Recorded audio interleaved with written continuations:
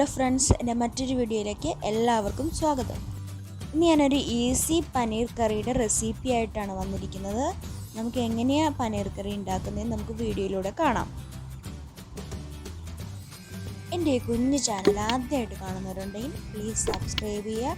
അടുത്തുള്ള notification ബെല്ലിൽ enable ചെയ്യുകയാണെങ്കിൽ ഞാൻ അടുത്ത ദിവസം വീഡിയോ ഇടുമ്പോഴേ കാണാം. അതുപോലെ ലൈക്ക് ചെയ്യുക, കമൻറ്റ് ചെയ്യുക. ഇൻഗ്രീഡിയൻസ് ആയിട്ട് എടുത്തിട്ടുള്ളത് നമ്മുടെ വീട്ടിൽ എപ്പോഴും ഉള്ള സാധനങ്ങളൊക്കെ തന്നെയാണ്.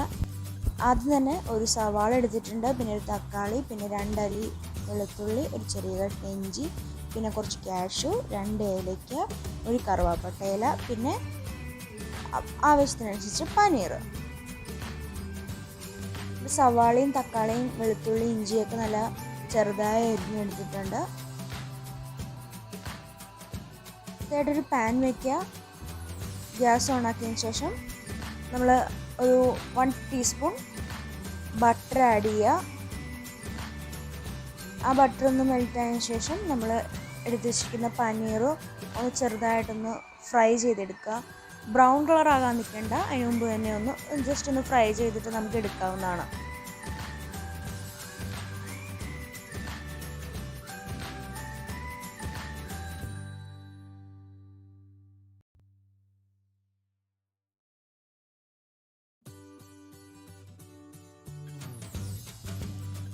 അതിനുശേഷം ലേശം ബട്ടർ കൂടി ഇട്ടതിന് ശേഷം നമ്മൾ കാഷ്യൂം അതുപോലെ തന്നെ ഒന്ന് ജസ്റ്റ് ലൈറ്റായിട്ടൊന്ന് ഫ്രൈ ചെയ്തെടുക്കാം. അതിനുശേഷം വീണ്ടും പാൻ വെച്ചതിന് ശേഷം നമ്മൾ ലേശം ഓയിൽ ആഡ് ചെയ്യുക. ഓയിലൊന്ന് ചൂടാകുമ്പോഴത്തേക്കും അരിഞ്ഞു വെച്ചിരിക്കുന്ന വെളുത്തുള്ളി ഇഞ്ചിയും ഒന്നൊന്ന് ഫ്രൈ ചെയ്തെടുക്കുക ആദ്യം. അതിനുശേഷം നമ്മൾ അരിഞ്ഞു വെച്ചിരിക്കുന്ന സവാളയും കൂടെ ആഡ് ചെയ്ത് കൊടുക്കുക. നമ്മുടെ വെളുത്തുള്ളി ഇഞ്ചി നല്ലോണം ഫ്രൈ ആയതിനു ശേഷം, അതിൻ്റെ ഒരു പച്ചമണം പോയതിന് ശേഷം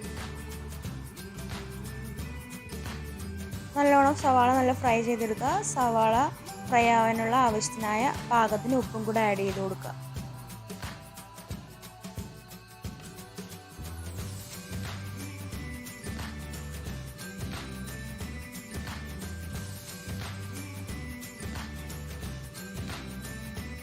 അവരുടെ കളർ ഒന്ന് ചേഞ്ച് ആയി വരുമ്പോഴത്തേക്ക് നമ്മൾ അരിഞ്ഞു വെച്ചിരിക്കുന്ന തക്കാളിയും കൂടെ ആഡ് ചെയ്ത് നല്ലോണം വേവിച്ചെടുക്കുക.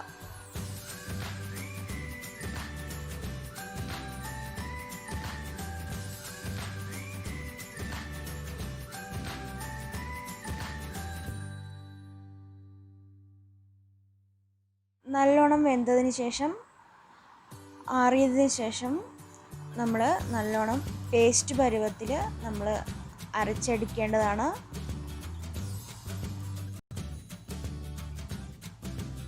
അതിനുശേഷം അടുത്ത പാൻ വെച്ചിട്ട് പാൻ ഒന്ന് ചൂടാകുമ്പോഴത്തേക്ക് നമ്മൾ 1 ടേബിൾ സ്പൂൺ ബട്ടർ ആഡ് ചെയ്യുക. അതിനോടൊപ്പം തന്നെ ലേശം ഓയിലും കൂടെ ഒഴിക്കുക.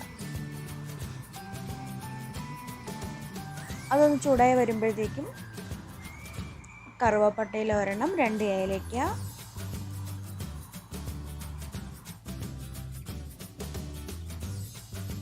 രണ്ട് ടേബിൾ സ്പൂൺ മുളക് പൊടി നമ്മുടെ എരിവിനനുസരിച്ച്, പിന്നെ ഒരു 1/4 ടേബിൾ സ്പൂൺ മഞ്ഞൾ, പിന്നെ ഒരു 1/4 ടേബിൾ സ്പൂൺ ജീരകം ആഡ് ചെയ്യുക. അതിനുശേഷം നമ്മൾ 1 ടേബിൾ സ്പൂൺ ഗരം മസാല കൂടെ ആഡ് ചെയ്യുക.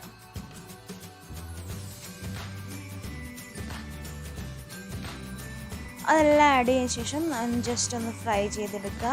നമ്മുടെ ഈ മസാല കൂട്ടെല്ലാം നല്ലോണം ഒന്ന് ഫ്രൈ ചെയ്തെടുക്കുക.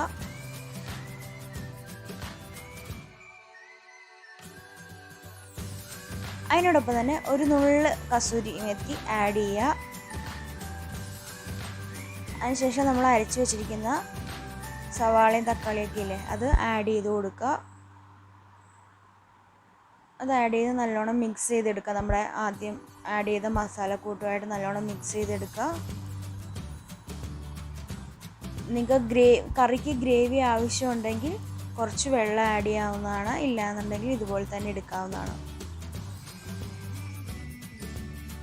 അടുത്തായിട്ട് നമ്മൾ കറിക്ക് പാകത്തിന് ഉപ്പ് ആഡ് ചെയ്യുക. നേരത്തെ സവാളയിൽ ഉപ്പ് ആഡ് ചെയ്തായിരുന്നു, അതനുസരിച്ച് നോക്കി ഉപ്പ് പാകത്തിന് ആഡ് ചെയ്ത് കൊടുക്കുക. അതിനുശേഷം നമ്മൾ ആദ്യം ഫ്രൈ ചെയ്ത് വെച്ചിരിക്കുന്ന പനീറും കാഷ്യൂവും കൂടെ ആഡ് ചെയ്ത് നല്ലോണം മിക്സ് ചെയ്തെടുക്കുക.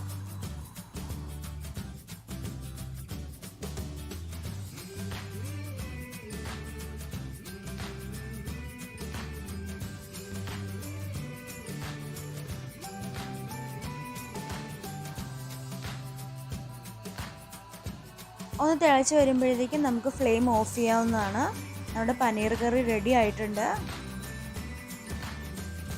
എൻ്റെ ഈ പനീറിൻ്റെ റെസിപ്പി എല്ലാവർക്കും ഇഷ്ടമായ തീർച്ചയായിട്ടും ലൈക്ക് ചെയ്യുക, കമൻറ്റ് ചെയ്യുക, ഷെയർ ചെയ്യുക. അതുപോലെ തന്നെ എൻ്റെ വീഡിയോ ഇന്ന് ആദ്യമായിട്ട് കാണുന്നവരുണ്ടെങ്കിൽ പ്ലീസ് സബ്സ്ക്രൈബ് ചെയ്യുക. താങ്ക്